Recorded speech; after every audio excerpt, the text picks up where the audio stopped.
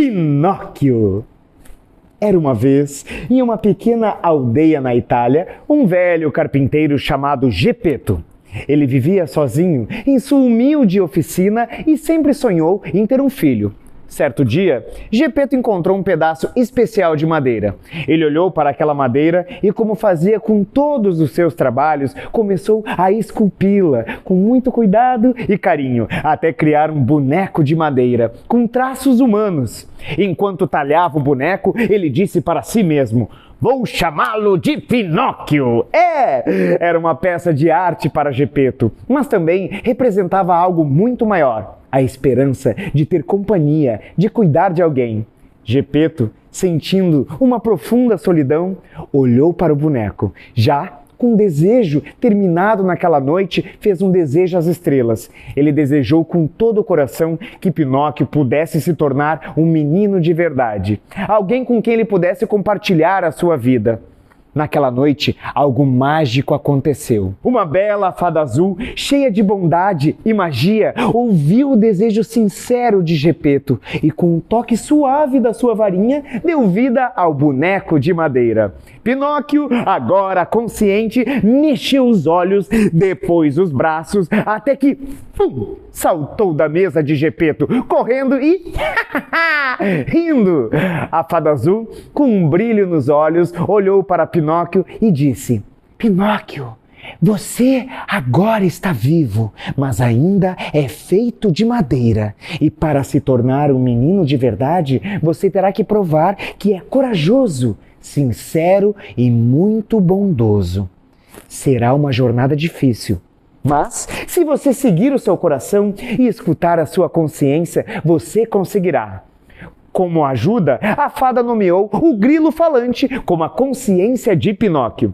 O pequeno grilo, ele era sábio e muito paciente e teria a missão de aconselhar Pinóquio a fazer o que era certo. O grilo disse: "Pinóquio, se você, quando estiver em dúvida, escute a sua consciência. Eu estarei do seu lado para sempre guiá-lo." Pinóquio prometeu ser um bom menino, mas como ele logo descobriria, não seria tão fácil seguir esse caminho.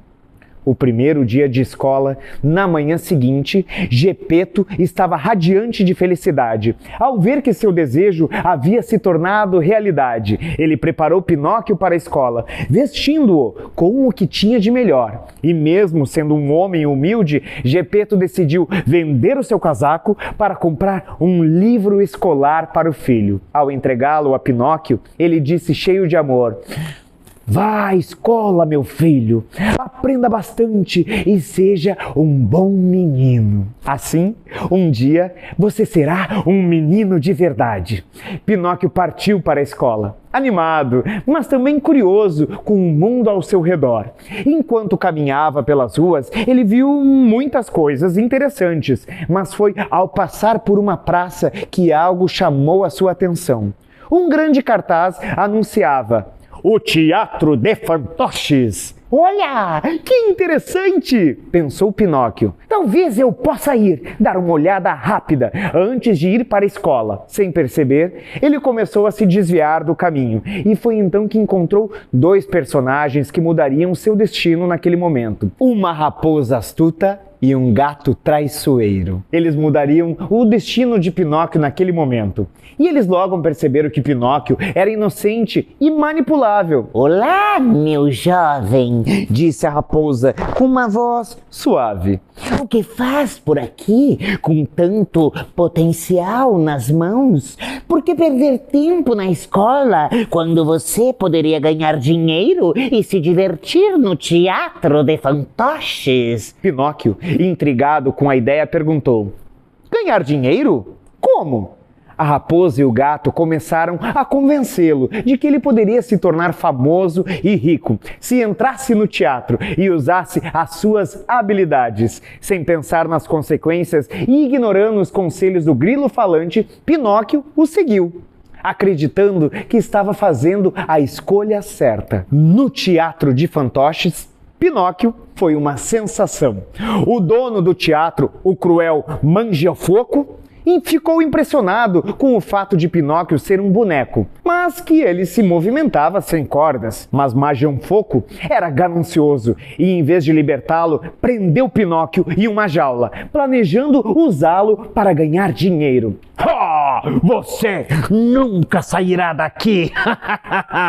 Disse Majão Foco, com uma risada sombria.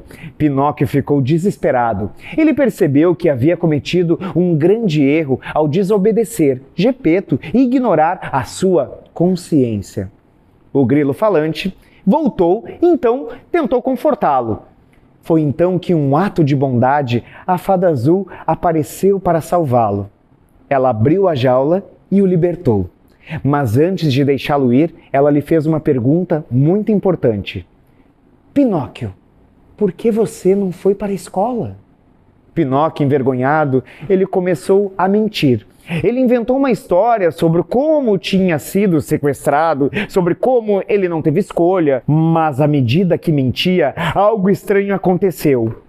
O seu nariz começou a crescer e quanto mais ele mentia, maior o seu nariz ficava. Pinóquio, toda vez que você mentir, o seu nariz crescerá, disse a fada. Lembre-se de que a verdade é sempre o melhor caminho. Pinóquio, com o nariz agora enorme, percebeu o erro e confessou toda a verdade. A fada, vendo o seu arrependimento, fez o seu nariz voltar ao normal, mas o advertiu. Esta é a sua segunda chance, Pinóquio. Não desperdice. Pinóquio prometeu a si mesmo que seria obediente a partir daquele momento. No entanto, enquanto voltava para casa, ele encontrou novamente a raposa e o gato, e eles eram ainda mais persuasivos. Dessa vez, contaram a Pinóquio sobre um lugar maravilhoso chamada Ilha dos Prazeres. Lá disseram: as crianças, eles podiam fazer o que quiser, brincar o dia inteiro sem ter que trabalhar ou estudar. Disseram eles: não há regras e você pode se divertir como nunca, Pinóquio. Novamente, tentado pela ideia de diversão e sem limites, ele decidiu seguir a raposa e o gato para essa ilha misteriosa. Quando chegou lá, a visão era realmente sedutora. Crianças corriam, jogavam, comiam doces, destruíam brinquedos e faziam tudo o que queriam, sem adultos para repreendê-los. Pinóquio se juntou a eles, acreditando que estava vivendo um sonho.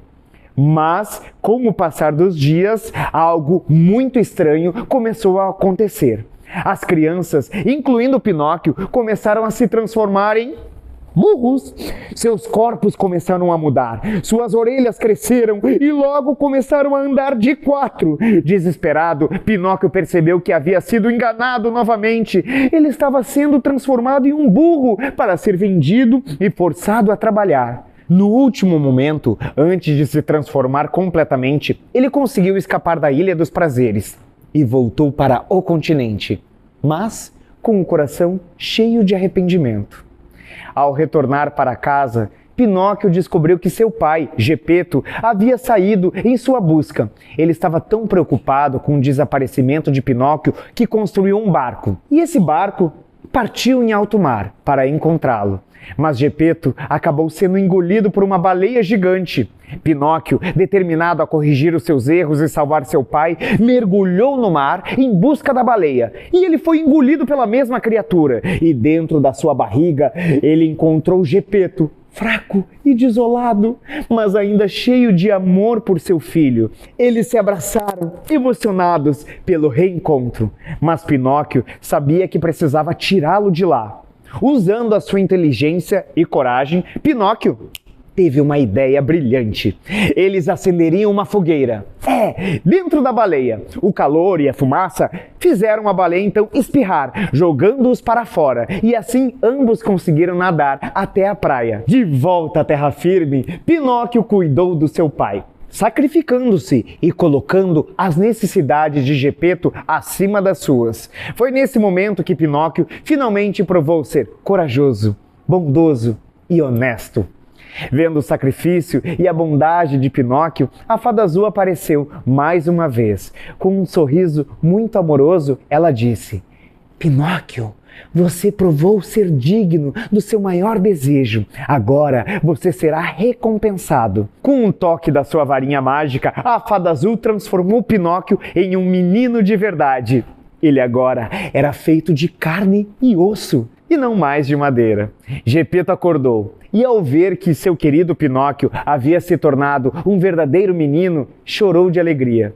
Pinóquio, agora uma criança real, abraçou seu pai e prometeu nunca mais desobedecer, sempre escolhendo a verdade e o caminho do bem.